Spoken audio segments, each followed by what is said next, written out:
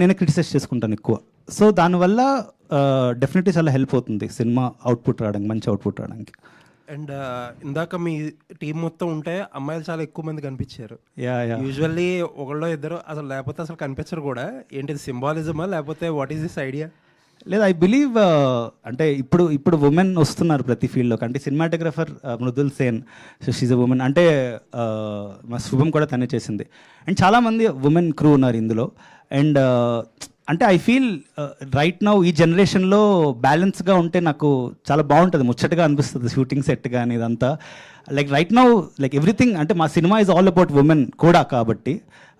So it's just అలాగంతే. Thank you అండి, looking for. Thank you so much. Anupama garu, చెప్పండి.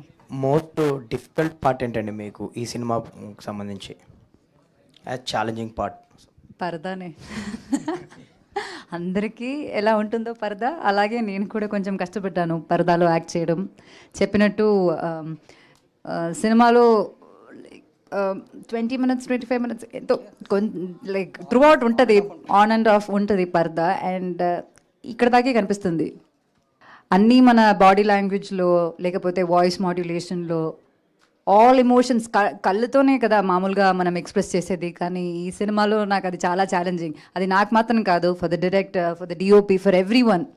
అది ఎలా కంపోజ్ చేయాలి, కనిపించాలి కానీ కనిపించకూడదు. We have to show justice to the character, right? అది చేయాలంటే that entire dealing with purdah was a very challenging thing.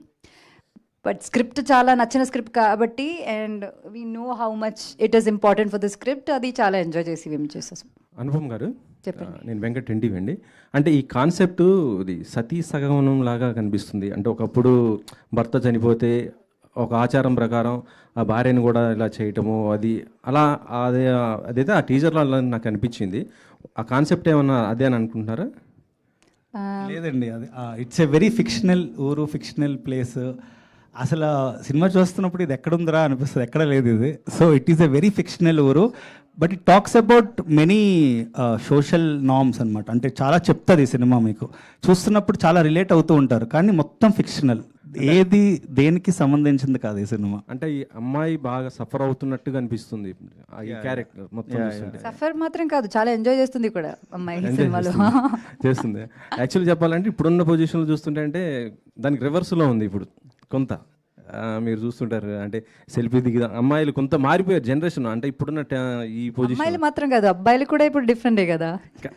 మేము సెల్ఫీ తీసుకుంటాము, వాళ్ళ అమ్మాయిలది ఫోటో తీసుకుంటారు, అలా అంతే. మీరు ఈ మధ్య చూస్తున్నాం చాలా, దాదాపు లాస్ట్ 1 year నుంచి కూడా ఇలాంటి సంఘటనలు జరుగుతున్నాయి కదా. అంటే అది కూడా కాన్సెప్ట్ ఏమైనా కలిపారా, లేకపోతే ఓన్లీ ఇదేనా? సినిమా చూడండి. ప్రవీణ్ గారు, మీరు 2 సినిమాలు కూడా డిఫరెంట్ జానర్స్ చేశారు.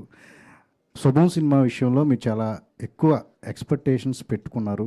దానికి తగ్గట్టుగా మీ ఎక్స్పెక్టేషన్స్ తగ్గట్టుగా రిజల్ట్ అనేది వచ్చిందా? ఆడియన్స్ రీచ్ అనేది అయిందని చెప్పేసి మీరు అనుకుంటున్నారా? ఫస్ట్ ఆఫ్ ఆల్ సినిమా అయితే బాగుంది, హిట్.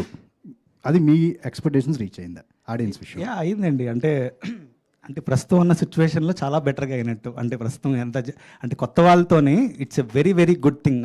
అంత కొత్త వాళ్ళతో అంత పుల్ ఆఫ్ చేయగలం అన్నది చాలా ఒక ట్రెండ్ సెట్ చేసినట్టు అయింది నాకైతే. ఎందుకంటే అందరూ కొత్త వాళ్ళతో థియేటర్కి రప్పించాం, అట్లీస్ట్ థియేటర్స్ని.